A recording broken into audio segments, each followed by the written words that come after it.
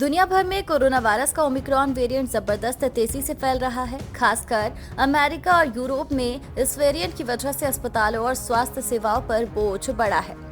Israel ने इन स्थितियों से बचने के लिए ही पिछले महीने अपने नागरिकों को वैक्सीन की चौथी डोज लगाना शुरू कर दिया था। हालांकि इजराइल अस्पतालों की तरफ से आई शुरुआती रिपोर्ट बूस्टर डोज के लगातार इस्तेमाल की तरफ निराशा बढ़ाने वाली दिखती है। इसमें कहा गया है कि कोरोना वैक्सीन की चौथी डोज भी ओमिक्रॉन के खिलाफ सीमित सुरक्षा ही देती है। इजराइल में क्यों लग रही वैक्सीन की चौथी डोज? दरअसल ओमिक्रॉन की पहचान के बाद वैज्ञानिकों ने पाया कि वैक्सीन की 2 डोज समय के साथ अपनी घटती प्रभावशीलता की वजह से इस वेरिएंट के खिलाफ कम प्रभावी होंगी।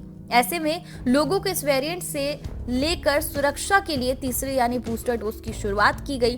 मजेदार बात यह है कि इजराइल से पहले ही कोरोना वैक्सीन की घटती प्रभावशीलता और वायरस के अतिरिक्त बचाव के लिए वैक्सीन की तीसरी डोज लगाई जा चुकी थी। इसके बावजूद देश में लोगों का ओमिक्रॉन से संक्रमित होने का सिलसिला जारी था। इसके चलते बाद में इजराइल सरकार ने नागरिकों को कोरोना वैक्सीन की चौथी डोज लगाने का फैसला किया। अब शैबा अस्पताल की तरफ से टीके की चौथी डोज पा चुके 270 चिकित्सकों पर रिसर्च में चौंकाने वाले खुलासे हुए। बताया गया है 270 में से 154 को फाइजर की वैक्सीन लगी थी, जबकि 120 को मॉडर्ना की। ये सभी लोग पहले भी 3 बार फाइजर की वैक्सीन लगवा चुके थे। चौथी डोज को लेकर क्या आए नतीजे?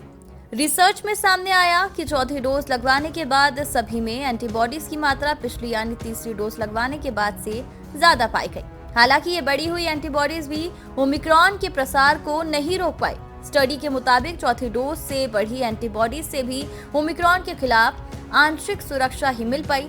अस्पताल के संक्रामक रोग के निदेशक डॉक्टर गिली रेजेज योचाई ने कहा कि वैक्सीन जो पिछले वेरिएंट के खिलाफ काफी प्रभावी थी, वो ओमिक्रॉन के खिलाफ काफी कम प्रभावी है। इन नतीजों के बाद इजराइल ने अपने 60 साल के ऊपर के बुजुर्गों और चिकित्सकों को दूसरी बूस्टर डोज यानी कुल चौथी डोज दिए जाने के फैसले पर सवाल खड़े कर दिए हैं। कोरोना और वैक्सीनेशन से जुड़ी जानकारी से अपडेट रहने के लिए हमारे चैनल को सब्सक्राइब कर लीजिए।